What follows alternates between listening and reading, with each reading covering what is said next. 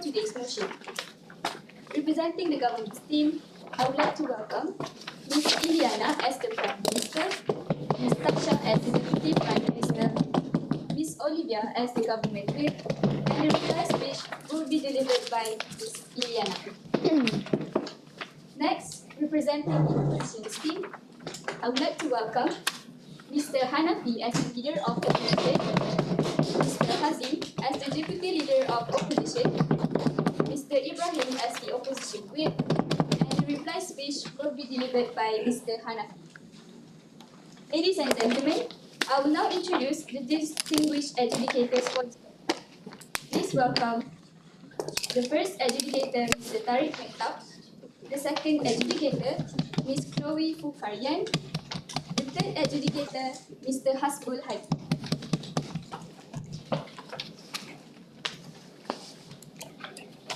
Ladies and gentlemen, I am pretty sure that all of you have understood the ground rules for every debate session. However, please allow me to humbly remind all of us of the rules and regulations that need to be adhered to as follows. During the debate, please silence your mobile phone or any device that may produce disturbing sound. For substantive speech sessions, the bell will ring once at the first and the 6th minute. At the 7th minute, the bell will ring twice. For the reply speech session, the bell will ring once at the 3rd minute and twice at the 4th minute.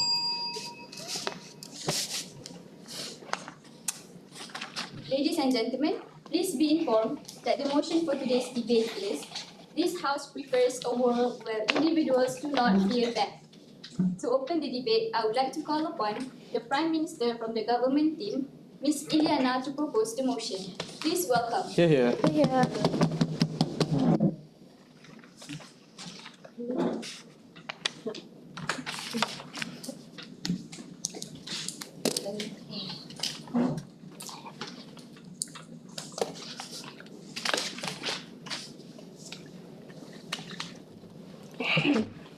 I'll be starting my speech in 3, 2, 1. Members of the floor, we think of that is inevitable, death is unknown, and death is a door that no one here has ever discovered yet. We think of that happens naturally, and in the end of the day, everyone is going to die. So, in the government world, firstly, a few chaos set up. We do not encourage them to die. We do not proposing them to die. Instead, we are saying that people should not fear death. Why? We think of a few reasons.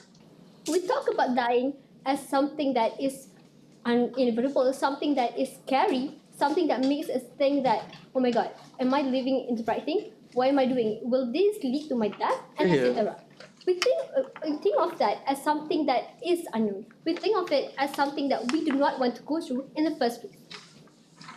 Because this is a pre-first debate, we need to take a look at the world in which people do not fear death, and we need to take a look in the world in which people do fear death, and which one matters in the debate. So firstly, there are two questions in the debate. How does the world look like if individuals are not fearing of death? And how the absence of death, being afraid of death, will increase the quality of life? On the first questions of how the world looks like if individuals does not fear death, ladies and gentlemen, we take a look at death as a limit. If we do not fear death, there will be no limit of barrier from them from doing their best, from them thinking that what they are doing right now will lead to them to their death inevitably. It will lead to a life that we can enjoy, we can treasure with our loved ones. We are living in the moment instead of fearing the unknown. We want to live in the moment because we do not want to be afraid of things that we do not know of. Because there are people that actually being phobia of death. They take a lot of things, they do a lot of things that they would think that will prolong their death. But we think that kind of mentality is definitely harmful. We think of that kind of mentality will only lead to a less quality of life. If the world will be taking fear as the ultimate scare, we won't be able to achieve what we have now. Look at the world. Look at the people that go to the moon. Look at the people who invent a lot of things, beating the fear of death. yes, there are a lot of precautions that have been taken because of that. Because of that. But we think that in the world right now, in a previous debate, we think that without fearing the death, we can achieve a lot more things. We can achieve great things because we do not fear of death. Because we do not think that as an end goal, as an extreme case when it happens. I'll be taking PPI later. On the second question of how the absence of being afraid of death will increase the quality of life. What is quality of life?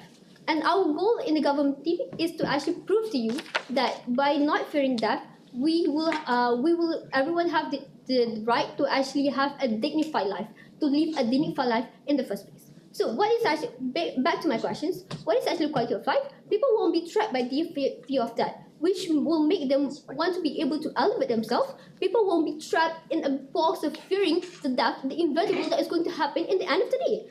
And let's take a look at the example. What is happening right now? COVID-19 cases, right?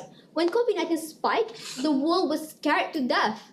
And even though it has ended, the first phase has ended, even though the first phase has ended, there are people that are not willing to go to work. There are people that have anxiety, traumatic, to be in the form of a lot of people, to be in a massive crowd in the first place. We think of that as not a very good a mentality for you to live a good life, for you to live a quality life, live your life to the fullest, and even, for example, and then stop from doing what they want. They're being paranoid and lead to a bad lifestyle. When people say, "Oh, if you want to stop COVID, you need to drink excessive amount of lemon water," and people started doing it because they're fear of that, doing the bad things that is not even proven in the first place, because they want to do whatever they have to do, whatever they are capable of doing, because they want to stop that in the first place. We think of it as a very harmful, indulgent mentality that could drain their anxiety, that could make them think that death is so scary, you need to do whatever you have to do to prevent it, even though it is bad to yourself, even though it will affect you and the people around you. It will gloom the whole life.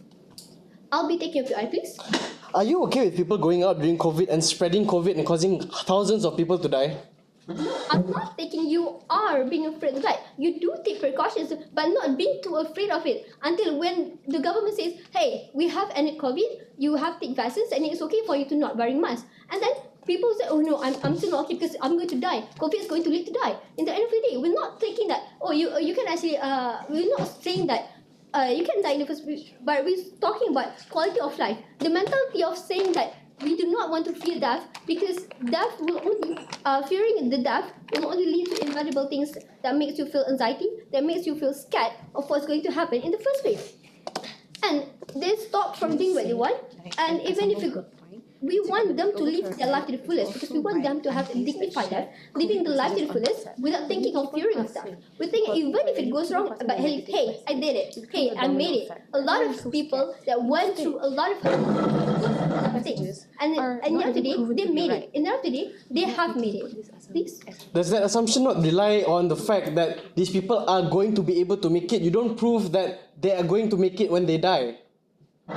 They will be, if you are fearing of that, you won't be able to make anything. You won't be able to move. You won't be able to do things amazing that people do and being in their life. Hey, a lot of experiments that have precaution steps, you think that is going to lead to die in the end of the day. But if you fearing of death itself, you are not able to make anything. You are not being able to be productive. You're not being able to live life to the fullest. You are gloomy people around you because you have family of your own. You have friends that care for you. But if you're fearing of that too much, you're going to take them all down with you in the first place. We think that taking excessive, for example, taking excessive amount of vitamins. Oh, I have to take vitamin C, I have to take vitamin E, and etc. etc. Why? Because we fear that we want to live a healthy life. But instead, we're not thinking about the risks that we're going to have if we take a lot of vitamins, because it's going to further down, burden on our life in the first place. We think of it as fearing of death will not lead to a quality of life. And we talk about people, when people do fear death, they will not want to challenge themselves. They do not want to risk themselves to do anything in the first place. We think that in a world that we create today, we do not want people to fear death. Why? Because we want them to lead a dignified life that can actually provide people around them, that can actually make them feel happy, live life to the fullest. Because life, we only live once. We need to enjoy your life to the fullest. We need to live in the moments. And when we fear that, eventually we will forget to live. Do aside to the government. Thank you. Yeah. Thank you, Ms. Prime Minister. Up next, I would like to invite the Leader of Opposition, Mr. Hanafi, to present your arguments. Please.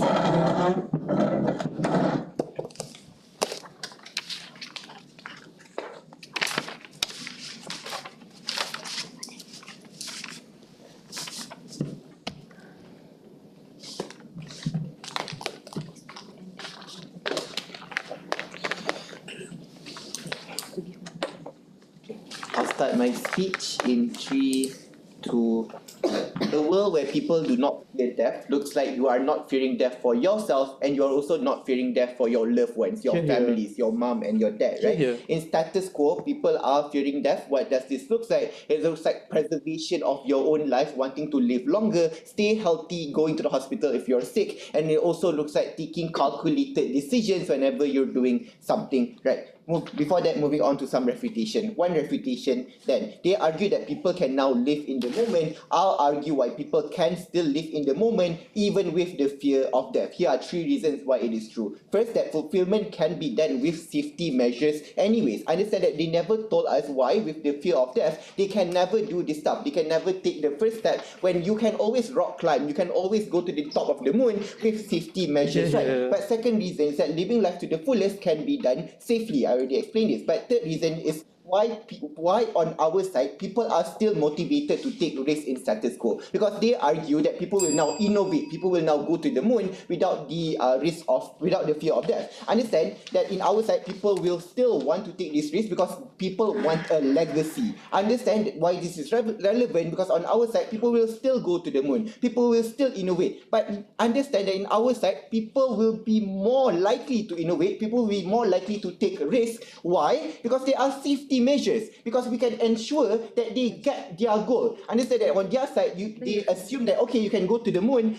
there's no safety measures, and they couldn't even ensure that they get to the moon in the first place. Other rebuttals are integrated, right? 2 problems that created this debate. First, that the fear of death is the metric by which people live their life. This looks like taking care of your health and taking care for your loved one. But secondly, this looks like taking extra safety measures. This looks like when engineering are building buildings, or when you're careful while driving, and even laws that the state creates to protect the life of the people, right? Because when on your side people are becoming more careless when they are not afraid of dying. Understand that in absence of fear, this does not materialize and people tend to be careless. But the second problem then is that the fear of death helps risk assessment. Understand this looks like taking calculated risk assessment and acting on the risk without thinking on their side. Understand that if the Prime Minister also agreed that this is a goal debate, that both sides want better fulfillment of life. They argue quality of life. I'm going to say that's the same. Better fulfillment of life. Understand, I'm laying out 3 metrics for better quality of life. The first metric is to maximize human life experience. This looks like being able to live longer, being able to live until your 80s to actually experience all of these years and changing, moving on. Second metric of quality of life is caring towards yourself and love towards others. Understand that we need to love our loved ones, and when you are sick, you should seek help going to the hospital, right? But third, better quality of life is leaving a legacy behind. Understand that people live because they want to be special. On your side, you can never be special when everyone is taking the risk, when everyone goes to the moon. Sheikh Muzaffar will never be special when all of us would like to go to the moon, right? Understand that it creates a feeling that as if you are special when you take this risk of death, right? But understand that government side cannot actually claim all of these 3 metrics, because they can't actually maximize human life experience. Because when you take risks, you can't live long, and you cannot actually live the fulfillment towards the 80 years of your life. And also on government side, there will be lack of care towards others, because simply, oh, you're gonna die, so what? I don't care, right? But also in government side, they lose the meaning of life in general, because meaning of life is reduced when your life is no longer something precious. Moving on to my argument then, why in principle the preservation of human life needs to be preserved. First level of analysis then, that preservation of life is better with fear. Why is this true? Because it creates the need for extra safety measures. This looks like when I said before, when engineering or architects are building a building, this looks like double or triple checks when building the building, just so because they don't want to for the building to fall down because of the fear of death. But second, most importantly, it looks like creating of policies that protect human life. This looks like the state or the government having the need to protect whatever the people fear, and in this case, it looks like policies like building laws, environmental laws that the state will enact. What is the impact then? The impact is a stable growth of population, because on your side, people are taking extra risk, doing dumb things, and people will be dying then. But second level of analysis then, why without fear there will be worse preservation of life? First reason why this is true, because lack of care towards health and safety. I'll take their example on COVID-19, right? Why on our side, when COVID-19 happened, people will stay in their houses. People will follow all of the COVID-19 restrictions because they fear of dying due to COVID-19. Right? On their side, they assume that, oh, during COVID-19, people should still be able to live their life. That is the harm coming from government side. But second reason why this is true, most importantly, because now people will care towards the effect of their actions. I'll ground this via environmental issues. Understand that the whole reason people are taking care about the environment is that the environmental movement are telling us that you'll drown in the flood when in 20 years, the world is no longer going to be there. In 20 years, your kids will live in dumps, right? This is the type of fear that creates all of this movement in the first place. Understand that social movement happen because of the fear of death. It is important because in our world, people will care to create the change. Second argument then is that the fear of death maximize human life experience. Understand that this directly rebut their argument. First analysis that human life experiences throughout your life. They come and posit to you that human experiences can be one time, and sure, if I fulfill this, even if I die, that's okay. That is completely false. Understand that your interest can change over time. Understand that people develop new interests, and you need to be alive to experience more things. On your side, you can experience rock climbing one time and then you die at the age of 20. But understand secondly is that fulfillment is subjective.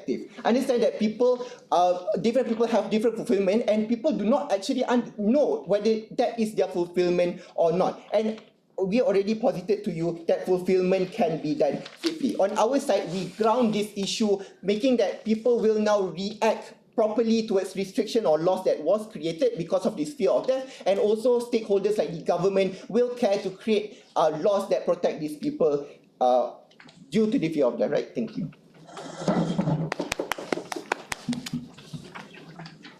Thank you. Now, I would like to welcome Deputy Prime Minister from the government team, Ms. Tisha, to continue proposing the motion. Please welcome.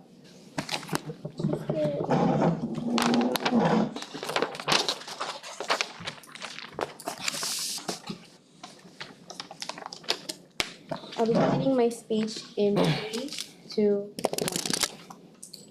Side opposition, relax. We're not making people dumb. We're not saying that they should become dumb and become careless. Just now, when the lead opposition mentioned that we are making these people careless by not telling them don't fear death, well, has he even listened to what my Prime Minister mentioned? My Prime Minister mentioned that we are telling them to take the risk, but still using your cognition to make decisions.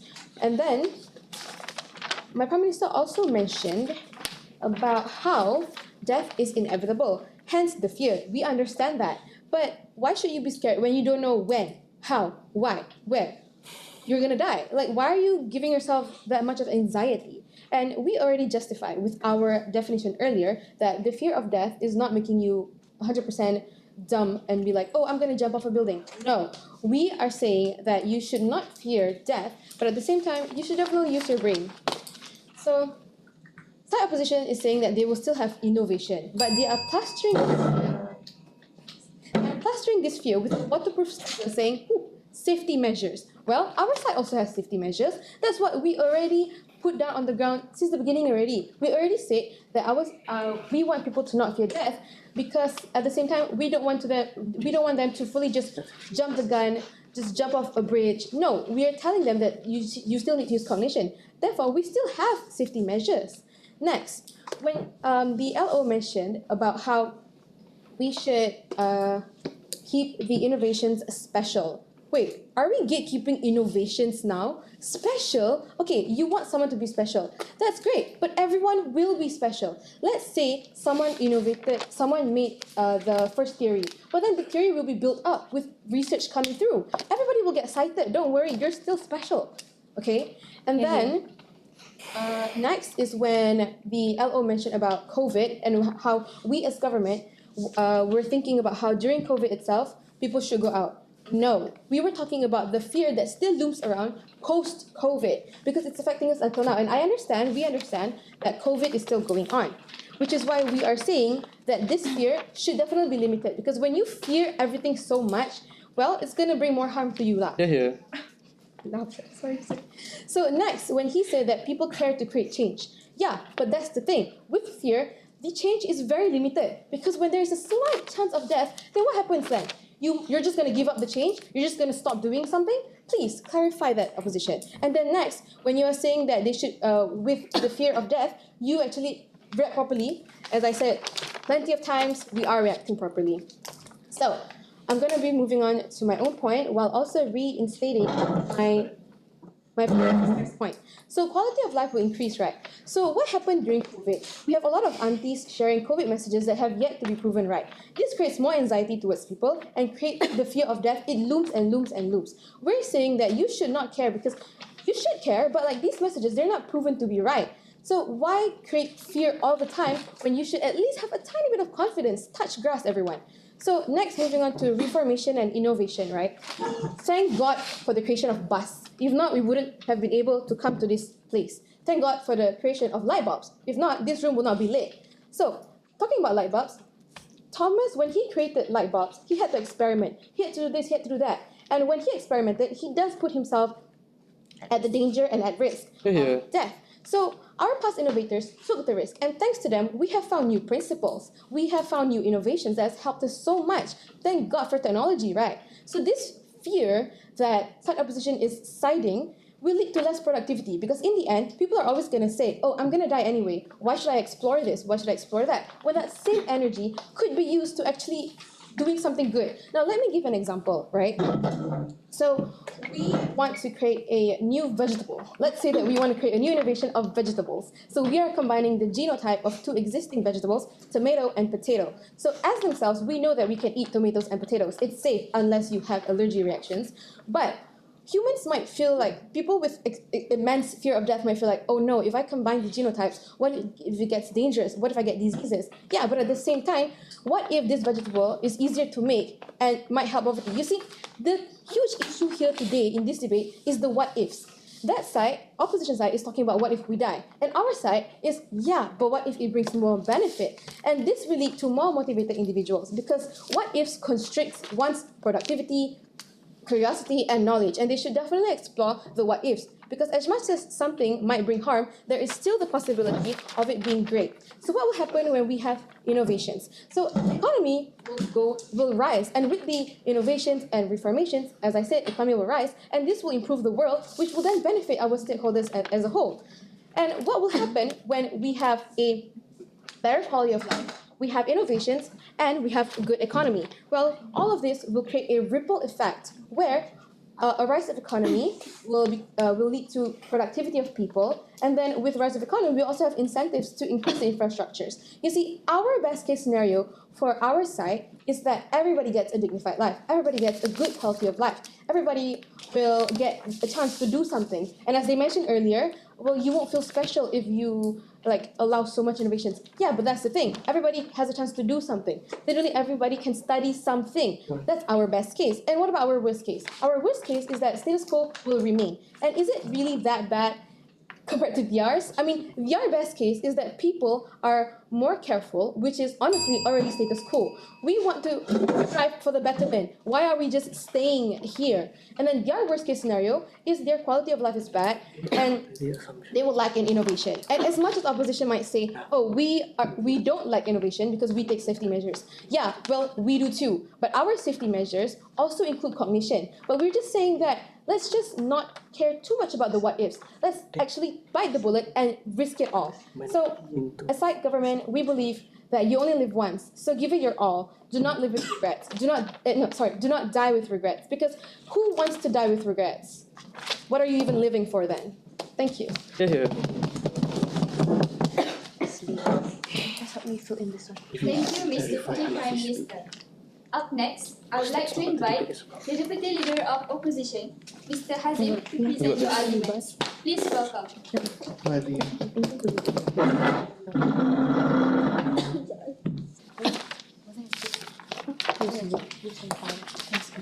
I just mentioned auntie keeping. So you guys buat lipat. Mana boleh cakap.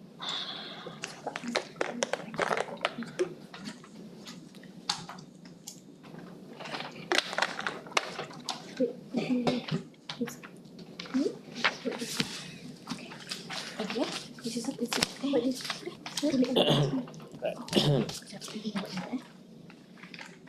Starting at 3, 2, 1.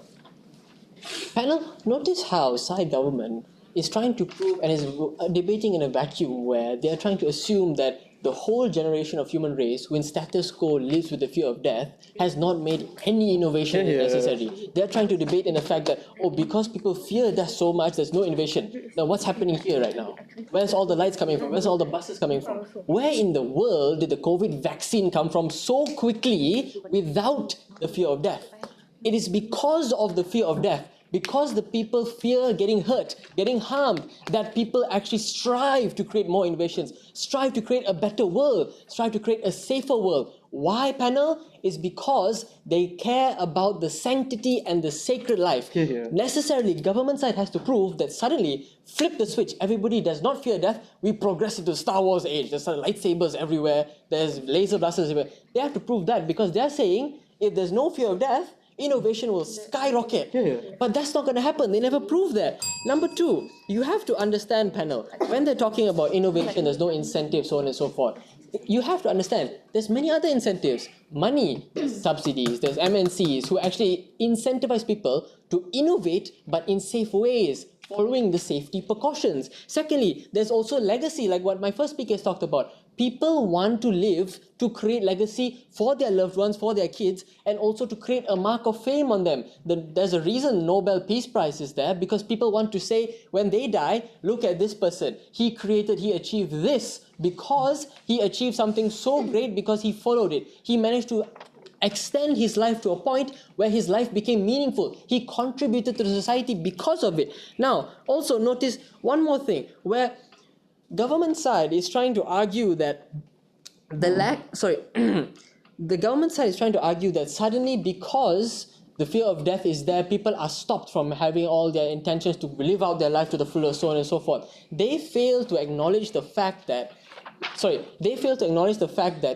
the precautions and people living out their life is contingent on the fact that they get to live. They have to prove to you that people taking these risks, living their life to the fullest, rock climbing, skydiving, everything that actually enjoys themselves, doesn't get them hurt, doesn't get them in hospital beds at the end of the day. They need to live to tell the tale. They need to live to enjoy that life. There's no enjoyment for their life if they, go skydiving because that's what they really want to do. They end up in the hospital bed with 3 broken ribs, or worse, they die. Best case scenario, they actually survive it, but what's there? They're just doing the same thing. They're following the precautions. Now, coming to what the issue in this debate is, right, panel? The issue in this debate is who actually creates a better fulfillment of life, and what is the metrics of it? We tell you it's a wash to say that precautions exist on both sides, because we've already told you that precautions and safety measures exist. However, the piece of difference between our size, panel, is that in our world where we fear death, people actually take the conscious choice to follow those decisions. Notice, panel, all precaution measures exist because they're trying to make a better world where people are safer. I invite the government side to POI me or even clarify, did any of you go out during the movement control order in COVID? Was that because of your non-fear of death, or was that because you feared death? That's why you didn't disobey that order, because you feared dying to COVID. More grounded example, why do you look both ways when you cross the street? Why? Because you fear getting hit by a car. Because you fear those injuries. Because you fear death. That's why you take those measures. It's a conscious decision. Now, going to my arguments panel, I tell you this. The fear of death makes better choices for people. Now, three structural reasons why this is true. Firstly, what is the narrative or what is the metric of a good choice? Firstly, the good choice comes when there's a balance between your enjoyment or fulfilling of life as well as your safety. You don't go skydiving, don't go parachuting without actually checking your bag whether the parachute can deploy or not. That's coming with the intention of fear of death. You don't just jump out of the plane saying, it's okay, I can die peacefully because I'm fulfilling my life. No, you make sure that, okay, the parachute can deploy, so on and so forth. You make sure the precautions are met because you're trying to achieve the balance from enjoyment and safety. That's one. Number two, you have to be able to live to tell the story. You need to skydive and also land safely to say, hey kids, I actually live to tell the tale. Hey, I'm making a legacy for myself. The first skydiver, the first rock climber, so on and so forth. They took their precautions. They managed to track the route. They managed to try and understand how to get and achieve those things safely. We will take the government-sized example of rocket to Mars. NASA didn't just start firing rockets every single time. They went through a measure of safety checks to safely put somebody on the moon and bring them back. They didn't say, okay, let's put somebody on the moon first. We don't care about it. We bring them back because they don't fear to die, right? They actually took steps and precautions which come from the fear of death and the safety of individuals to bring them back. Thirdly, we tell you that the reason a good choice is because you're able to conquer the fear of death. People's lives and choices matter because conquering the fear of death, conquering it makes you a good person. It makes you special. It makes you a person worthy in society. Now, how does fear help this? Fear stops you from making these bad choices. Fear is the person in your head that tells you before you jump off the ledge, hey, this is a bad idea right now. Let's step back and think about the choices we're going to make for a second. That's what fear does. Secondly, because of this fear, governments and people, individuals, make policies and systems in place to try and control people. This is what happens. People follow these policies, people follow these systems, people make these systems to try and negate the feeling of fear, to try to negate the harms that they bring. Why do parents tell their kids don't touch knives if the kids don't fear death or the parents don't fear death? Parents fear the child killing themselves. That's why they create these rules to tell kids, hey, there's a fear of death here, please note it because this is harmful. That's why these policies exist. Now, what is the third thing we're going to prove to you right now? Because life becomes fulfilling because of you're able to fear death. Two reasons for this. Firstly, your ability to create better infrastructures happens when people in general fear death. You create these policies, you create people and these rules and regulations which actually cater to people's livelihood. You create things where life is sacred right now. If life wasn't sacred, ladies and gentlemen, nobody would care because we've proven to you, people would just do things whatever they like. Recklessness happens. That's why infrastructure is needed. Secondly, the special ability of human beings to conquer life, so to conquer fear, is what makes us special and inherently very, very important to life. That's why we need the fear of death in our lives to make our life special and to actually create a more fulfilling life for us. That's why vote side opposition. Thank you. Bring up the contradiction. Thank you, Bring up Mr. how Deputy they make Leader it of sound Opposition. Moving on, I would like to call upon the government whip, Ms. Olivia, We are still to calling to continue make good choice. proposing The the government motion. the commission. On behalf of the government whip, please welcome. Here. You want me to open?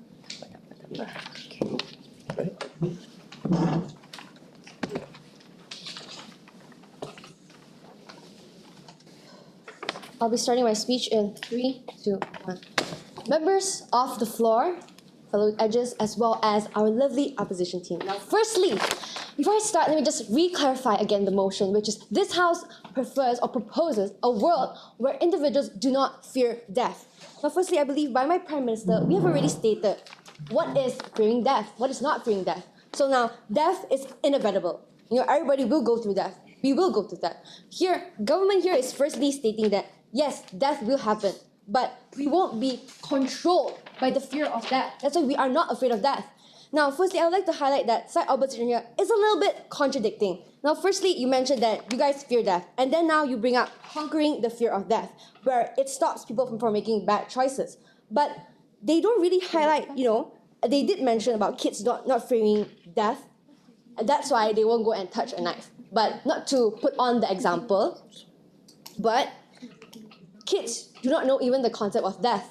So despite parents telling them, they would try, they would risk it. So, firstly, the first clash here is between risk and safety. Side government here is highlighting that people in our world, we are at the post-COVID moment, there is cognition, everybody here is able to think for themselves, we won't do things recklessly. But then, side opposition here is highlighting that when we take risks, when we are not fearing of death, when we won't be controlled by the fear of death, we would take any risk. Well, the thing is, it won't be highlighted as any risk because the motion only mentions that we are not afraid of death. So we're just highlighting that one of the points that when we are not afraid of death is that we're willing to take the risk. We're willing to create. We're willing to innovate. Example, like what lights here. If my man here was afraid of even creating light bulbs, we won't be even in this room. We'll be holding candles, we'll be talking, holding a candle. So this is where innovation comes in because these people, they would like to create. They are not afraid of death. They're willing to try. They're not being controlled by their fear. That is why we are able to be sitting in this room. Yes, Your Excellency. Hazim already told you that there are many more incentives to innovate, like money, awards, and even the better quality of life. Why in your side, our side suddenly there will be no innovation? Well, it's not to hide that there won't be any innovation, but it's that hiding that in regards mentioning to our world as recklessness. Because safety measures, when you create something, you cannot rule by rule protect everything from creating something. There would be some risk that will be unforeseen. So in these cases where safety measures come in, you cannot protect somebody 100%. So there will be a certain fear of death. There would still be that fear of death there. Why are people currently not going out to do whatever they want? Because there are still fear of death. It still exists. In our world, we propose that we are going to conquer or not afraid of death because we don't want this to control us. We're not here arguing that, the government should have more incentive, more in policy, because these already exist. It is already here. It is already in the status quo. But then why is it there are not more people willing to innovate, willing to create? Because there is a certain fear of death. These people who create probably be like, they really are actually not actually fear of death. They are really here because I'm passionate. You know what? Since y'all are scared, I'ma just go. So from here, where everybody is trying to innovate, there won't be a particular person, but probably a huge body because everybody is willing to work together to create and to innovate something. Isn't that even better? Isn't that even better that here, that side government here, we stress us about not only on the individual, but a whole government, a whole body together.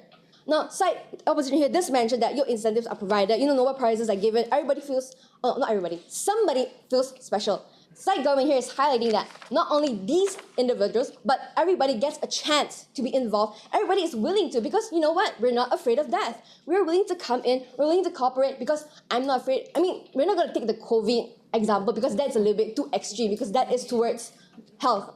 So in this example that I'm going to propose, because this example can appear in anywhere, in innovation, we can work together. Okay, now back to the COVID example. Okay, I see you. Okay, so for the COVID example, firstly is, now it's post-COVID. I believe that not everybody here is afraid, but there are older generations who are traumatized by death.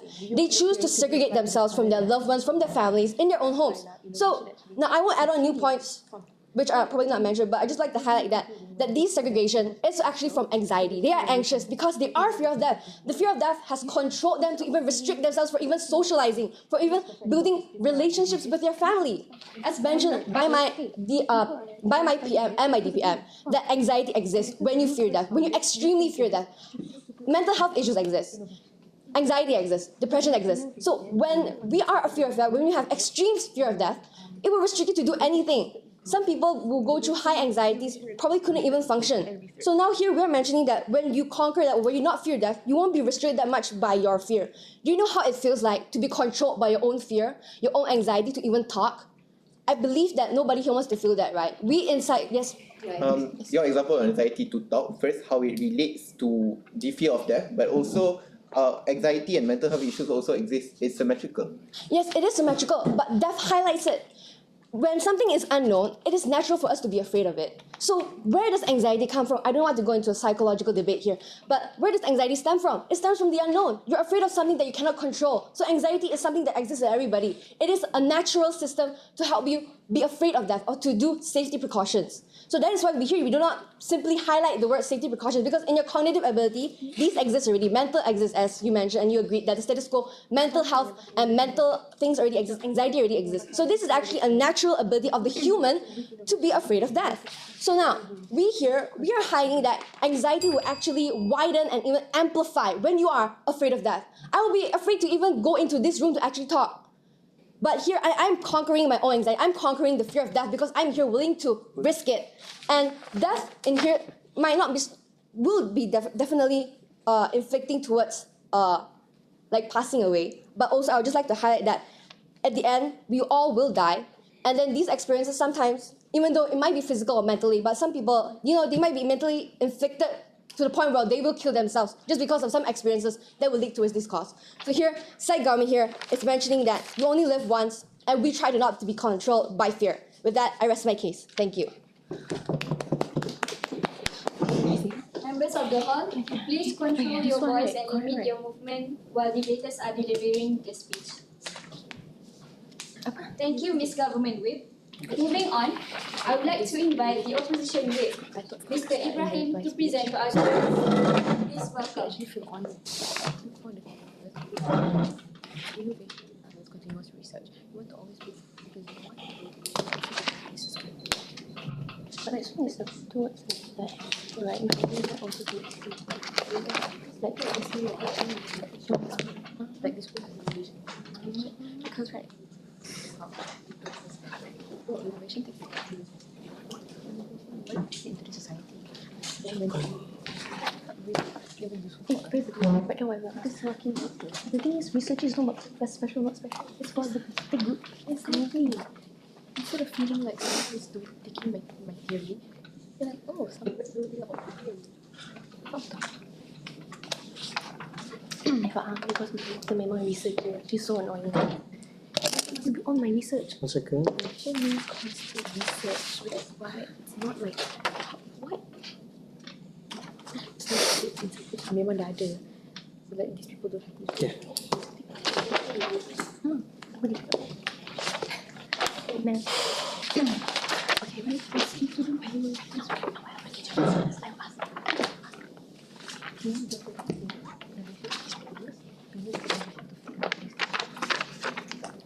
Side government's whole case is contingent on the assumption of two things. First of all, everyone is a cancer patient that's going to die in 2 months, so we need to do whatever we can to be able to fulfill and maximize our lives. And secondly, that everyone is physically crippled by the fear of death to the point where no one is able to do anything. Note panel that this is an extremely uncharitable thing that's being pushed to them. They provide no lenience that is able to cater and engage with our case whatsoever. We've been engaging, they haven't. Please note. Two extraneous rebuttals before I move on to my clashes, right? First of all, on anxiety and mental health issues, I'd argue that it's worse off on government side because how these people with mental health issues, because now these people with mental health issues don't have the barrier or of the fear of death holding them back. So if they were not inclined to do something that would infringe upon their life, that would harm them before this, now they don't have that barrier of entry. So they are more prone, these people with mental health issues and anxiety are more prone to do things that are to the detriment of their life.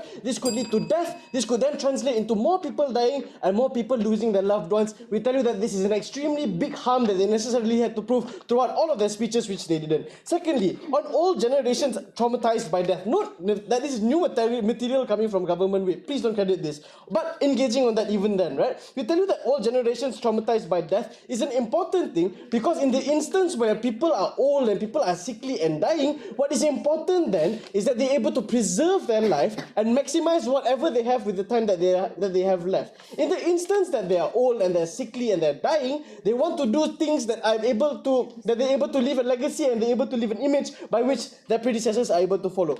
That aside, now on to two clashes. First of all, on the principle of fulfillment, and secondly on the preservation of human life, right? Which one better provides this preservation? First of all, on the principle of fulfillment, we tell you that they're trying to achieve two things: better quality of life and innovate.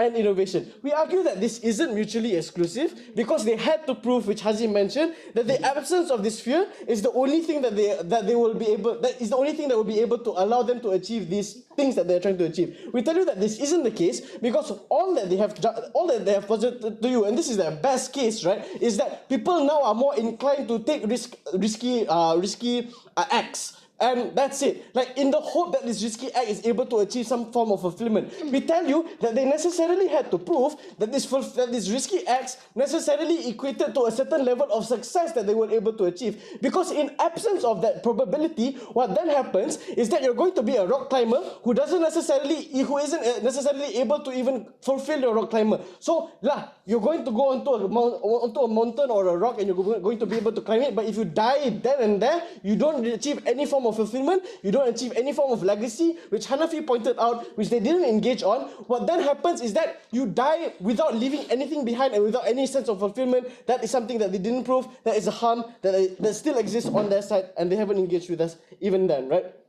But the conclusion then is simple, panel. Their whole side's argument is that they're going to be able to have some form of tangible outcomes that they're going to be able to achieve, insofar as they put in the bare minimum effort of doing something in absence of the fear of death. We tell you that that is insufficient because they necessarily had to prove to you that that absence of the fear of death is going to be able to achieve all of these things. But on principle, right, Hanafi has told you that this fear of death creates the need for more calculated decisions to be taken, right? This then translates into the measures that you take towards safety being more as opposed to their side. So, for example, if you're a scuba diver, you might want to take an oxygen tank onto your back so that you are able to hold your breath longer. Or, for example, as well, people stopping smoking because they realize that it's freaking dangerous to their health if they continue to smoke. Under their side, what then happens is that chain smokers are just going to continue to be chain smokers because they don't have this fear of death. People are going to be lung cancer, they're okay with the fact that lung cancer is going to skyrocket under their side because they necessarily didn't prove the counterfactual. Secondly, Hazim has told you that the fear of death allows you to make better choices, right? Which ties into the principle of fulfillment. He's told you that the fear of death necessitates that you are able to make decisions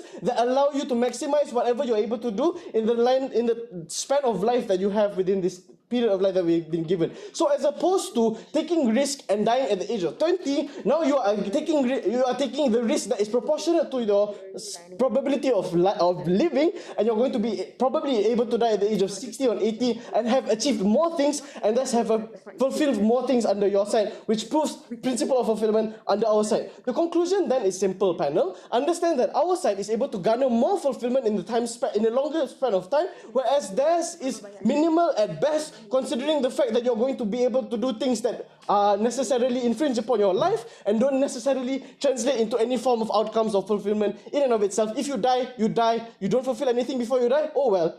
Well, that's what they're trying to do. So on a weighing, right, we tell you that on a weighing, it's more likely for you to be able to fulfill more things in a longer period of time if you are able to live a longer period of time. By virtue of having a longer life, you're going to be able to fulfill more things. You're going to have more time to be able to fulfill more things in that span of time. Under their side, their best case scenario is that, sure, you're going to go rock climbing, you're going to go skydiving, you're going to achieve all of these things, but you're going to die early. And even then, if everyone is doing the same thing, what legacy is being left behind, because everyone's legacy is going to be more or less the same, which hasn't posited, right? So on to the second clash. On the preservation of human life, we concede, all right, that both sides have safety. But understand, panel, two things in this regard. Even with those safety precautions, people will still take unnecessary risks and unnecessary actions, which then translate into more infringement and more harm upon their life. Understand then that it's harmful because as an individual, you might not necessarily be caring about what happens to your life per se, right? But understand that the people around you care about you. Irrespective of the fear of death, we understand that people will still care about you, and the loss that happens is something that is very important, and because of that, you have to be able to preserve your life, and you have to want to take actions that are towards the measure of safety, which they don't, right? Also understand, right? Secondly, if anything down the road, policies are going to be worse because, like, we'll concede, policies right now protect human life, they protect human precautions, etc. But understand, they cannot necessarily fiat that down the road, policies won't not then turn into something that looks like less preservation of the human life. So for example, if driving 110 over the speed limit was bad, it's now something that isn't seen as bad because the policies aren't something that provides for that, right? Under our side, we've told you that better choices lead to better preservation of life because of the better choices that you make. So on a conclusion, we're able to better preserve life, and on a weighing metric, you necessarily understand that the preservation of this life is more important than the risk assessment and the fulfillment that they might achieve on their side. So for all those reasons, never been prouder to oppose. Thank you, Mr. Opposition Uiam, for your speech. To proceed with the next agenda, we will now continue our debate session first round with the reply speech session. The reply speech shall be delivered first by the opposition team. Therefore, without further ado, I would like to invite Mr. Hanafi to deliver his speech and conclude the debate. Please welcome. Okay, I'll start my reply speech in 3, 2, 1. I'll start with some call-outs. First is the lack of characterization coming from government of what life without the fears look like. They only say that people will now live life to the fullest but still use their cognitive brain function. I'm still unsure what this looks like. But on your side, this thinking will never be enough because the consequences is never as severe as on our side, is that you're not able to live anymore. We provide to you a clear characterization that a life with fear of death looks like two things. One, having to preserve your life to the fullest, but also making calculated decision with risk. But also, second call out is that there is lack of engagement coming from government side. They didn't engage to us on three things, right? Like we have better state policies, we have extra safety measures, and even moving social movement was not engaged on. But now, most importantly, let's look at the two issues or the two arguments posited by government. First is the better quality of life, and second is better innovation. Who achieve better of both of these metrics? First, better quality of life. I, as a DLO, I set to the government three metrics which was not contended on better quality of life. I'll prove to you why we have better qualities of life based on these three metrics, right? First metric I told you was maximizing human life. We told you only on our side you can maximize human life when you live long and you have more experience. On the comparative government, on your side, people will be more likely to do negligence and harming themselves, which leads to a shorten of life that you cannot maximize your human life experience. Second metric then, that you will care towards others and yourself. They are on our side, people will care to the loved ones, will care to go to the hospital if you're sick, and also will care about your old mom and dad, right? But on your side, people are less likely to give a damn about others because like COVID-19 is nothing, I can just go out of my house. And the third quality to ensure quality of life that I set up in my speech was having a legacy, which was never rebutted, right? On their side, no one is special because I understand that no one what makes innovators special in the first place is wanting to take the risk of dying. On your side, everyone is the same. On comparative, people will not be acknowledged as much, or they can never be acknowledged because they died in the process because of lack of safety measures, right? But by virtue of us fulfilling these three metrics better, we win a better quality of life. But second point then, most contentious is on innovation. Which side has better innovation? First, understand that we already proved to you that there are other incentives to innovate. We told you about money, about awards, about betterment of life. I've told you that even if so, on our side, people are more wanting to innovate. Why? Because we can ensure the outcome of the innovation. Because there are safety measures. The trade-off, we might have slower innovation, but we have at best a safer and ensured innovation because of all of the safety measures that we put on these innovators when they are afraid of dying. Okay, now let's move on to what we posited as a team. We posited to you three things, right? That first, on the principle, we need to preserve life because life is so the sanctity of life is so important that we need to ensure that people can live to the fullest because people are themselves are unsure about what they want in life. But second, we are the team that ground the debate better. We told you that the government will create more policies that because the fear of death, government will create more policies that protect these people, especially the minorities and minorities. But second, we move the social movement. I told you the reason people join social movement is the fear of death that it creates. But last but not least, we told you that we create better safety precautions, that buildings will be safer, that aeroplanes will be flight better. But third, last but not least, we told you why we have better decision makers. Because when people think about dying, they will think about all the risks they created in those times that they're making that decision, right? thank you to the representative from the opposition team for the reply speech. Now, I would like to invite Ms. Iliana from the government team to proceed with their reply speech and conclude the debate. Please welcome.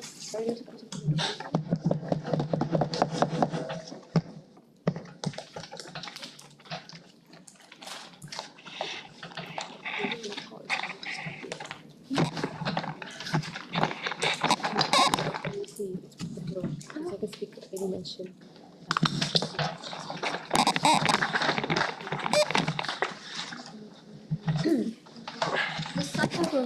The side of proposition said, the native speaker said, we are confident that instead of hearing the deaf. We think that hearing it, we think that we do not want to, we do not want people to, I'm sorry, we do not fear death because we think that it will only lead to a better fulfillment of life. We think that what they said was that they talk about how safety measures, they talk about existing notions should not be improvement. But we in the government side, we talk about having a dignified life. We talk about how innovations can be created, can be improved by not having the fear of death. They talk about how maximizing human life when we live longer. But what's the point of that if you are too scared even to do anything? What is the point of that if you can't even live in a moment? What stories do you have left to tell if you are too scared of death in the first place? They talk about they told us that Hanafi told us that we do not care about others, we do not give a thing about others.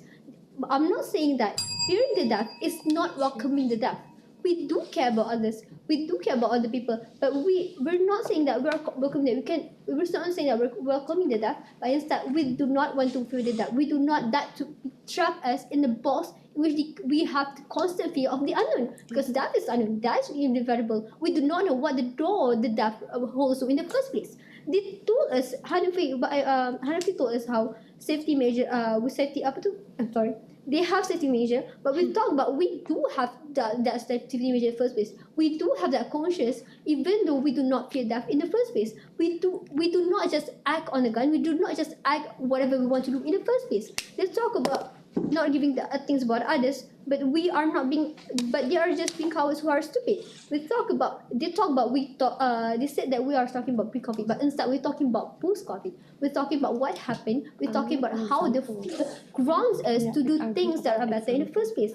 And they talk about how existing innovation should not be any improvement because they want to give this special title to the person that innovated the thing in the first place. But we talk about innovations need to be constantly improvement because we talk about theory, how theory has been expanded from Shakespeare, from here, how theory has been expanded from one philosopher to another philosopher, because it is something that can be improvement. It is something that constantly changing with the era that we are living in the first place. We think that innovation constantly needs improvement, and it is being built up on what already exists in the first place. They're thinking about extreme cases, taking rock climbing as an example. We talk about those extreme cases that are not likely to happen. We talk about how we want to live life in the moment. We want to have a dignified life in which that we have a fulfillment in the first place, in which that we think we can do more, in which that we do not make the fear of death as something that can trap us.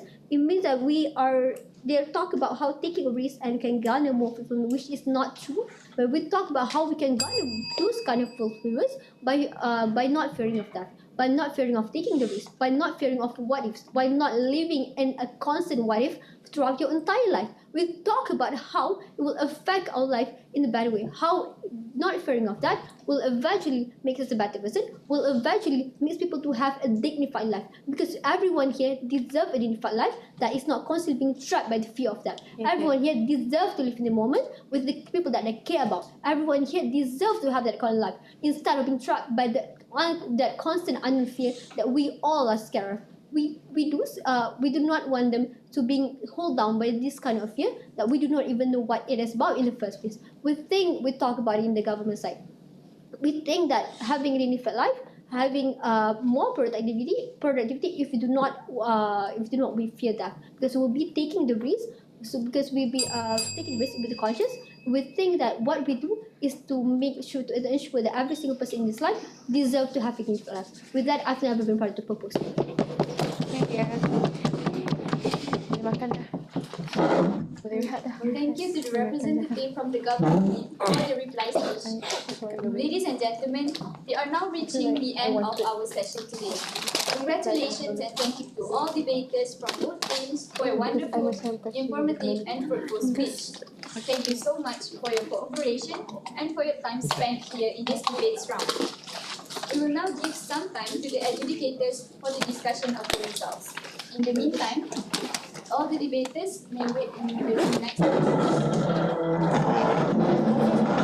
Good debate, guys. I'm just gonna help me. that being Back said, here.